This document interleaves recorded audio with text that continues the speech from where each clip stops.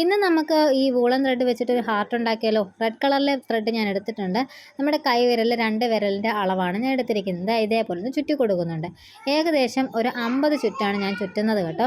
എന്നിട്ട് നമുക്ക് നീളത്തിലൊരു thread cut ചെയ്തെടുത്തിട്ട് ഇതേപോലെ കെട്ടിക്കൊടുക്കാം. അത് കയ്യിൽ നിന്ന് അഴിച്ച് മാറ്റാതെ തന്നെ നമുക്ക് കെട്ടിക്കൊടുക്കാം, അല്ലെങ്കിൽ ഇതേപോലെ അഴിച്ചിട്ട് നമുക്ക് കെട്ടിക്കൊടുക്കാം. നല്ലതായിട്ട് ടൈറ്റ് ചെയ്ത് കെട്ടിക്കൊടുക്കണേ, അല്ലെങ്കിൽ അഴിഞ്ഞു പോയി കഴിഞ്ഞാൽ നമ്മൾ ഈ ഉണ്ടാക്കി വെച്ചിരിക്കുന്നതെല്ലാം പോകും. നല്ല രീതിയിൽ കെട്ടിക്കൊടുക്കുക. എന്നിട്ട് വീഡിയോയിൽ കാണുന്ന രീതിയിൽ ഇതുപോലൊന്ന് കട്ട് ചെയ്ത് കൊടുക്കണേ. നമ്മുടെ ചാനലിൽ വീഡിയോസ് ആദ്യമായിട്ടാണ് കാണുന്നതെങ്കിൽ ചാനൽ സബ്സ്ക്രൈബ് ചെയ്ത് സപ്പോർട്ട് ചെയ്യാൻ മറക്കരുത്. അതുപോലെ തന്നെ നിങ്ങളുടെ വിലയേറിയ അഭിപ്രായങ്ങളും പറയാൻ മറക്കരുത്. ഇത് യൂസ്ഫുൾ ആയിട്ടുള്ള വീഡിയോസൊക്കെ ആണെന്നുണ്ടെങ്കിൽ മറ്റുള്ളവർക്ക് ഷെയർ ചെയ്യാനും മറന്നു പോകരുത്.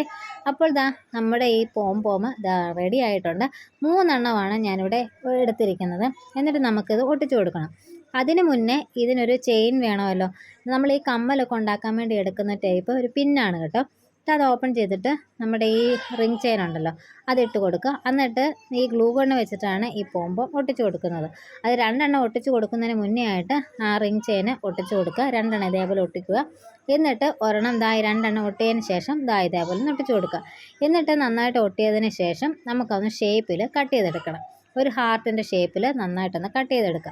ഈ ഒരു കാര്യത്തിൽ നല്ല ക്ഷമ വേണം കേട്ടോ. ആ ഷേപ്പ് വരുന്നില്ല, ഒരുപാട് നമ്മൾ കട്ട് ചെയ്ത് കളഞ്ഞു കഴിഞ്ഞാൽ ഇത് ആവത്തില്ല.